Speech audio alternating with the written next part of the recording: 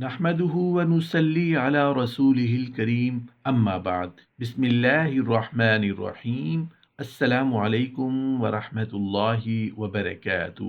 جمعہ کے دن یا حیو یا قیوم پڑھنے کی فضیلت۔ جمعہ کے دن یا حیو یا قیوم پڑھنے سے کیا ملتا ہے؟ جمعے کی فضیلت۔ جمعہ کا دن، محترم ناظرین، جمعہ کے دن ایک تسبیح پڑھنے سے جو دعا مانگو گے مل جاتا ہے، ہر مشکل ختم ہو جاتی ہے اور ہر دعا بارگاہ پروردگار میں بہت ہی جلدی قبول ہو جاتی ہے اور ہر مقصد بہت ہی جلدی پورا ہو جاتا ہے۔ محترم ناظرین، آپ کو ایک ایسا عمل بتانے جا رہے ہیں جس سے آپ کے پڑھنے سے تمام مشکلوں اور مصیبتوں اور مسائل ختم ہو جائیں گے۔ یہ جمعہ کے دن کا وظیفہ ہے جو بہت ہی پاورفل اور طاقتور ہے۔ وظیفہ کا طریقہ آپ کو بتاتے ہیں کہ اس کو پڑھنے کا کیا طریقہ ہے اور کس طرح پڑھنا اور کس وقت پڑھنا ہے۔ آج کا یہ عمل بزرگوں کا بتایا ہوا عمل ہے۔ محترم ناظرین، اللہ جل شانہ کے خزانہ میں کسی بھی چیز کی کمی نہیں، لیکن بندوں کو مانگنے کا سلیقہ نہیں آتا۔ اگر ہم صحیح طریقے سے مانگیں، رب تعالیٰ کی عبادت کر کے مانگیں، رب تعالیٰ کے محبوب پیارے رسول صلی اللہ علیہ وآلہ وسلم پر درود و سلام کا نذرانہ پیش کر کے مانگیں اور نبی کریم صلی اللہ علیہ وآلہ وسلم کے وسیلے سے مانگیں، تو اللہ تبارک و تعالی ہمیں ہر نعمت سے نوازے گا اور ہر وہ چیز عطا فرمائے گا جو ہماری ضرورت ہوگی۔ اللہ تبارک و تعالی ہماری ہر خواہش کو پورا فرمائے گا۔ محترم ناظرین، جمعۃ المبارک تمام دنوں کا سردار ہے اور تمام دنوں سے افضل ہے۔ جمعہ کا دن ایک خاص اہمیت رکھتا ہے۔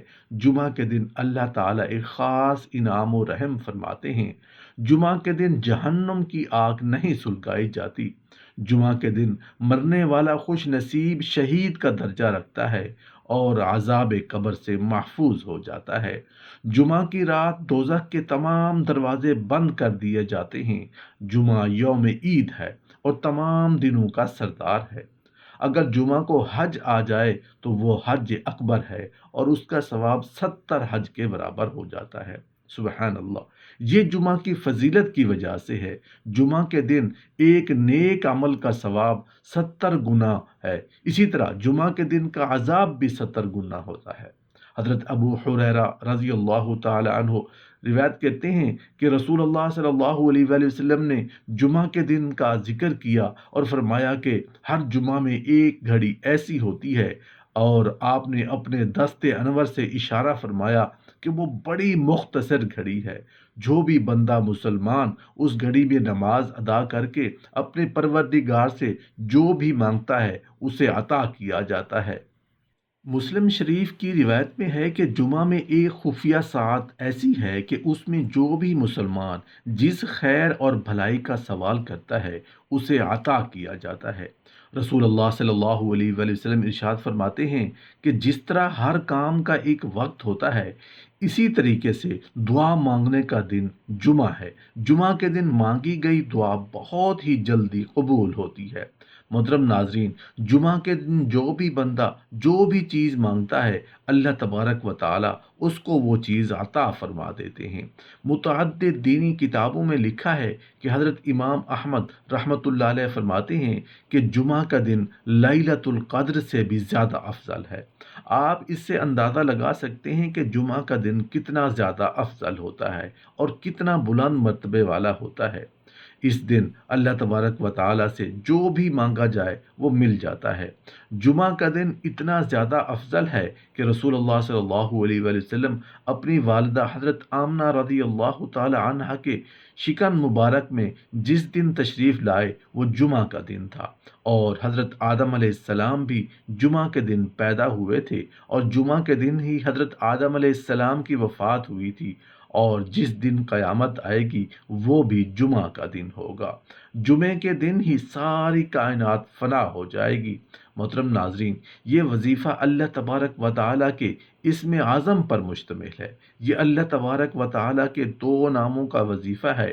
یہ عمل آپ نے پورے یقین کے ساتھ کرنا ہے۔ انشاءاللہ تعالیٰ آپ کی ہر خواہش بہت ہی جلدی پوری ہو جائے گی۔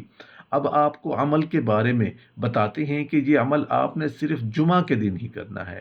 سب سے بہتر تو یہ ہے کہ یہ عمل جمعہ کی نماز کے بعد کریں۔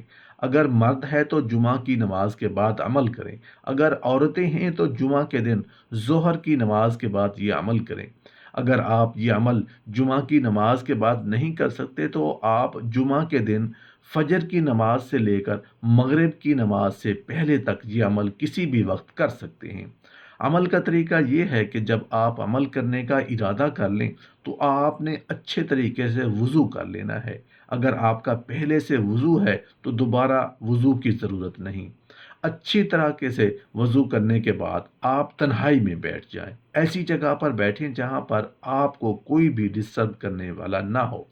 سب سے پہلے عمل کے وقت آپ نے ایک تسبیح یعنی کہ 100 مرتبہ درود ابراہیمی پڑھنا ہے۔ اگر آپ کوئی اور درود شریف پڑھنا چاہتے ہیں تو اس میں بھی کوئی حرج نہیں ہے۔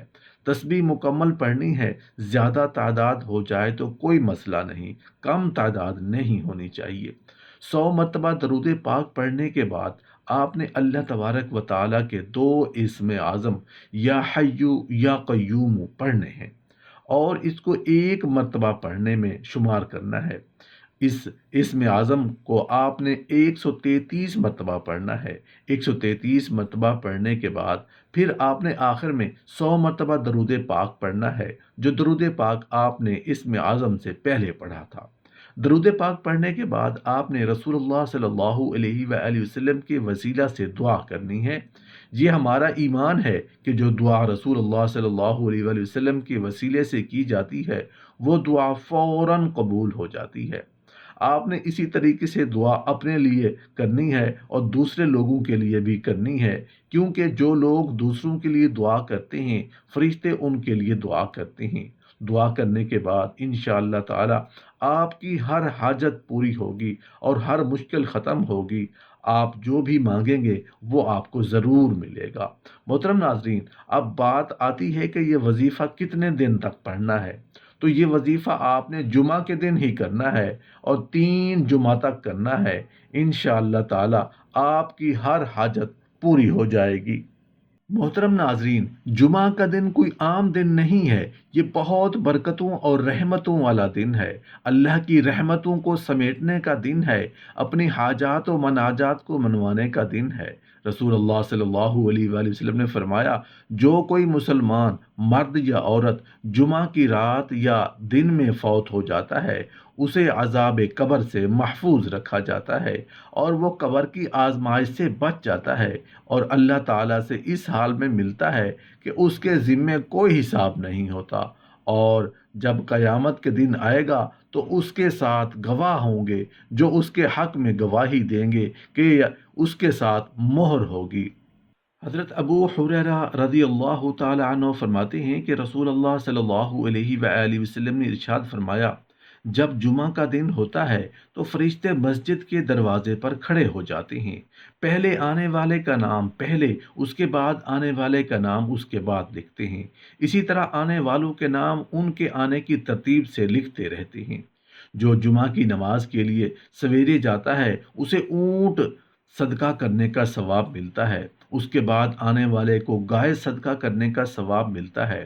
اس کے بعد آنے والے کو مینڈھا، اس کے بعد والے کو مرغی، اس کے بعد والے کو انڈا صدقہ کرنے کا ثواب ملتا ہے۔ جب امام خطبہ دینے کے لیے آتا ہے تو فرشتے وہ رجسٹر جن میں آنے والوں کے نام لکھے گئے ہیں لپیٹ لیتے ہیں اور خطبہ سننے میں مشغول ہو جاتے ہیں۔